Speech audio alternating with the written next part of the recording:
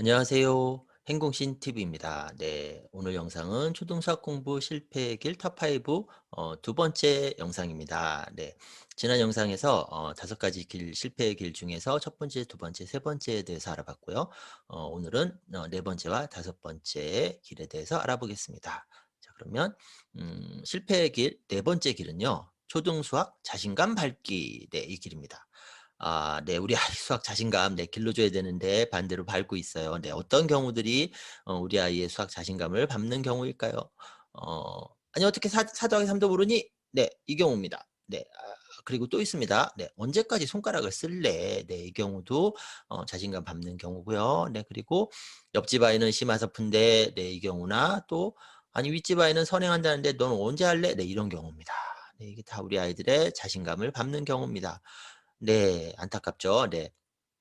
자 그러면은 어떻게 4 더하기 3도 모르니가 왜 자신감을 밟는 경우냐. 자 왜냐면요. 4 더하기 3은 모르는 게 당연해요. 네. 4 더하기 3은 원래 어려운 거예요. 어려우니까 모르는 거죠. 네. 당연한 겁니다. 자 우리 부모 입장에서는 4 더하기 3을 몇십 년 동안 해 왔습니다. 그러니까 그냥 딱 보면 나와요. 4 더하기 3? 7. 네. 근데 우린 몇십 년 동안 했잖아요. 근데 우리 아이들은요. 인간은 누구나 4 더하기 3을 처음 만날 때가 있습니다. 자 처음 만났을 때부터 쉬워야 진짜 쉬운 거죠. 근데 4 더하기 3은 그렇게 쉬운 게 아닙니다. 네 어려운 겁니다. 원래 어려운 거예요. 네 원래 어려운 거고요. 자 그리고 "언제까지 손가락을 쓸래?" 써야 됩니다. 말릴 게 아니에요. 손가락은 얼마나 좋은 도구인데요. 자 왜 우리는 십진법을 쓸까요? 손가락 때문입니다. 손가락 때문에 십진법을 쓰는 거예요. 오진법도 안 쓰죠. 십이진법도 안 쓰죠. 십진법을 씁니다. 왜? 손가락 때문입니다. 네. 이건 무슨 뜻입니까? 수체계, 십지법 체계를 이해할 때 되게 유용한 도구가 손가락이란 뜻인 거죠. 그래서 우리 아이들이 손가락을 자꾸 드는 거예요. 네, 편하니까, 유용하니까. 근데 그걸 말려요. 그러면서 "왜 자꾸 손가락을 써?" 네, 이렇게 아이의 자신감을 밟는 네, 이런 경우들이 꽤 많죠. 네, 그리고요. 옆집 아이는 심화서 푼대. 자, 이건 네. 심화서는요. 네. 물론 뭐 목표긴 해요. 네. 심화서까지 풀어야 되긴 하는데 옆집 애가 푼다고 우리 애도 풀어야 되나요? 아닙니다. 심화서를 푸는 시기는 아이마다 달라요.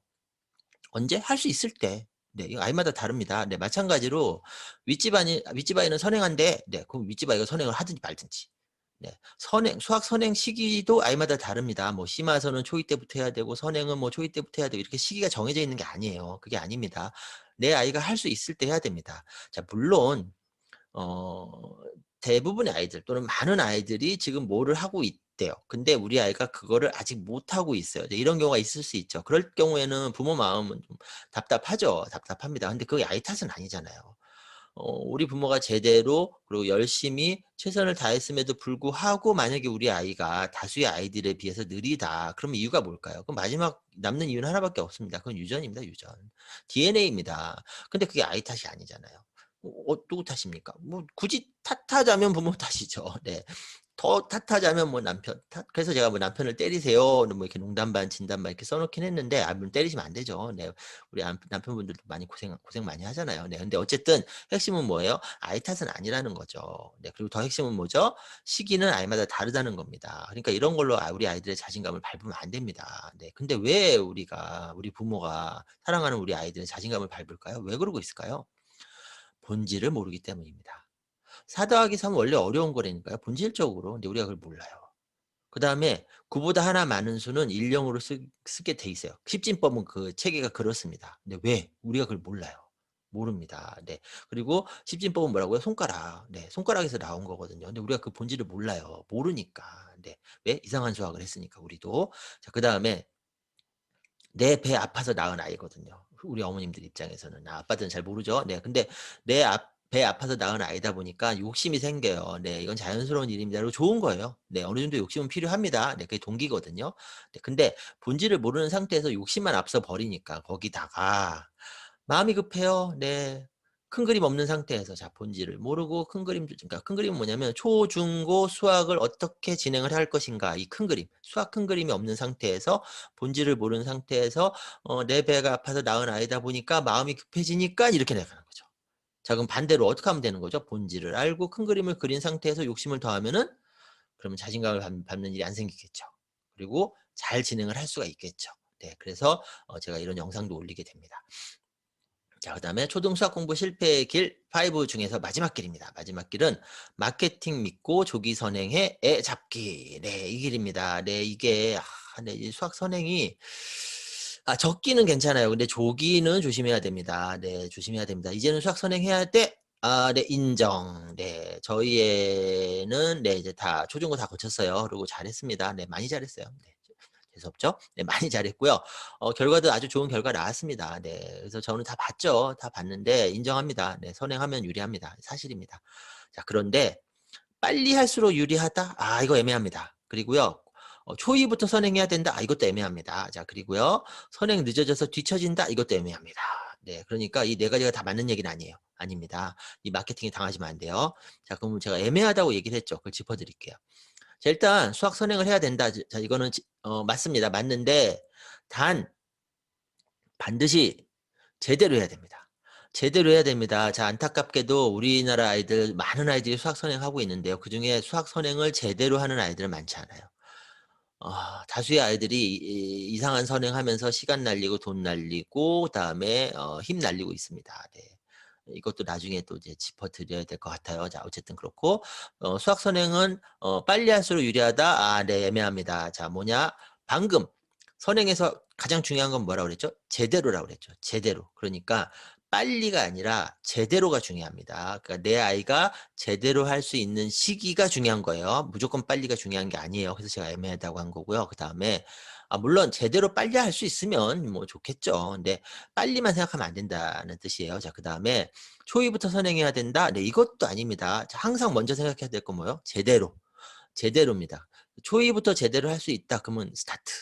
근데 초인데 제대로 못한다. 그러면 안 돼요. 하면 안 돼요. 안 됩니다. 더 넘겨야 됩니다. 초3으로 초4로 이렇게 넘겨야 됩니다. 자, 그럼 언제까지 넘길 수 있냐? 언제까지? 초5 때까지는 괜찮습니다. 제가 직접 경험한 거예요. 네, 네. 저희 애는 초5부터 시작을 했는데 아무 문제 없었습니다. 아무 문제 없었습니다. 네, 그러니까 더 중요한 건 뭐라고요? 제대로 할 수 있는 준비를 갖추는 것. 이것이 정말 중요합니다. 네, 그렇게. 그래서 마케팅에 당하지 마세요. 네. 괜히 네 그냥 그 얘기만 듣고 네 그냥 바로 들어갔다가 네 잘못하면 애 잡습니다. 네, 제 블로그 이웃분 중에 한 분이 이런 댓글 남기셨어요. 네, 그분 아이는 아니지만 뭐 주변 아이 분의 아이인 것 같아요. 초등학교 2학년 아이인데 수학 선행 때문에 집에 가기 싫대요. 네, 초등학교 2학년 아이 입에서 수학 선행 때문에 집에 학교가 아니라 집입니다. 집에 가기 싫다는 얘기가 나온다는 거는 네, 정말 아무튼 네, 그렇습니다. 그래서 수학 실패의 길 5가지, 우리가 이 5가지 길을 잘 피하면 돼요. 잘 피하면 되고 그다음에 이제 주의사항 기타 등등 몇 가지 네, 간단하게 짚어보겠습니다. 자, 일단 첫 번째, 할 수 있는 아이 덜 하는 경우 이거 안타깝습니다. 네. 자, 할 수 없는 아이를 빨리 또는 많이 하는 것도 문제지만 할 수 있는 아이를 덜 하는 것도 네, 안타까운 경우예요. 네, 이랬다가 이제 정작 달리기 들어가고 네, 본격적으로 막 네, 수학 공부 스타트하고 네, 이럴 때 이제 고생하게 되거든요. 그래서 할 수 있으면 하세요. 네. 덜 하는 것도 안타깝습니다. 자, 그다음에 문제집 선택 실패하는 경우. 네, 수학은요. 수학 공부에서 상당 부분은 문제 풀기입니다. 문제 풀기. 자, 그 문제는 어디 있죠? 문제집에 있죠. 네, 문제집에 있습니다. 자, 그래서 문제집에 있는 문제를 꾸준히 풀어야 되는데 이때 문제집 선택을 잘못하면은 이제 꼬입니다. 네, 그래서 너무 어려운 문제집 선택해도 안 되고요. 또 너무 쉬운 문제집만 선택해서도 안 돼요. 네, 안 됩니다. 그래서 그거를 내 아이한테 맞는 난이도의 문제집을 잘 선택을 하는 것이 중요합니다. 네, 어느 출판사 이게 중요한 게 아니에요. 네, 내 아이한테 맞는 난이도의 문제집. 네, 이게 중요합니다. 자, 그리고요. 학원 보내놓고 무관심한 경우. 자, 우리 엄마 아빠가 열심히 일해서 돈 벌었지? 그래서 그 돈 학원비 내줬지? 자, 그럼 네가 공부해. 자, 아니에요. 이거 아닙니다. 이건 고등학교 얘기입니다. 네, 고등학교 얘기예요. 자, 초등은 학습 동기가 굉장히 약한 시기입니다. 그래서 학원 보내놓고 끝! 이러시면 안 돼요. 자, 그럼 어디까지 해야 되느냐? 그 학원이 내 아이한테 적합한 학원인지, 그리고 그 학원에서 내 아이 공부가 제대로 잘 진행이 되는지까지는 체크를 하셔야 됩니다.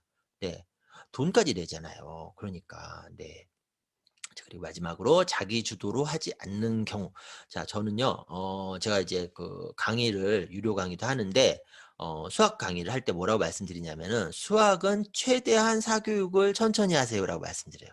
자, 이런 얘기 들어보셨죠? "한 문제를 풀더라도 네가 풀어라." 자, 풀어주면요.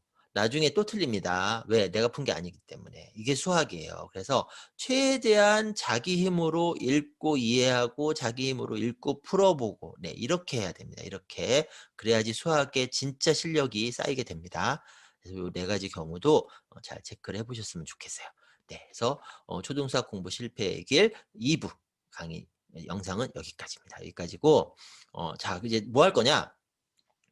2 개의 영상을 통해서 실패의 길을 알아봤다면 이제 본격적으로 성공의 길을 알아봐야죠. 네. 그리고 성공의 길은 이제 자세히 알아봐야죠. 그래서 다음 영상은 초등수학 공부 성공의 길 중에 첫 번째로 처음에는 손가락 쓰기에 대해서 알아볼 겁니다. 그리고 그냥 손가락 얘기만 할 게 아니에요. 이 손가락이라는 걸 통해서 수학의 본질에 대해서 알아볼 거예요. "수학 넌 도대체 뭐니?" 네. 이거에 대해서 알아볼 거거든요.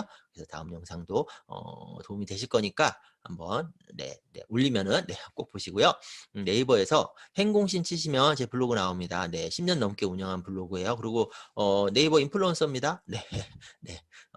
깨알 자랑입니다. 네. 그래서 무료예요, 무료. 그래서 좋은 정보들이 많이 있으니까 꼭 참고해 보시고요. 네. 그리고 저는 12 가지 주제로 온라인과 오프라인에서 강의를 합니다. 네. 그래서 이 강의들은 어 매 강의마다 1 시간 20분 동안 강의하는. 네. 근데 이 강의한 지도 한 5년 됐거든요. 근데 강의 들으신 분들이 1 시간 20분 시간이 언제 간지 모르겠대요. 네. 또 깨알 자랑입니다. 네. 그래서 이 강의 일정 강의 주제와 일정 장소는 블로그에다가 올리니까 네 참고하셔 가지고 한번 활용해 보세요. 네. 그래서 오늘 영상은 여기까지입니다. 그럼 저는 다음 영상 때 다시 찾아뵙겠습니다. 네. 좀 힘든 시기지만 모두 화이팅 하시고요. 네. 저는 다음에 뵐게요. 네. 고생하셨습니다. 안녕히 계세요.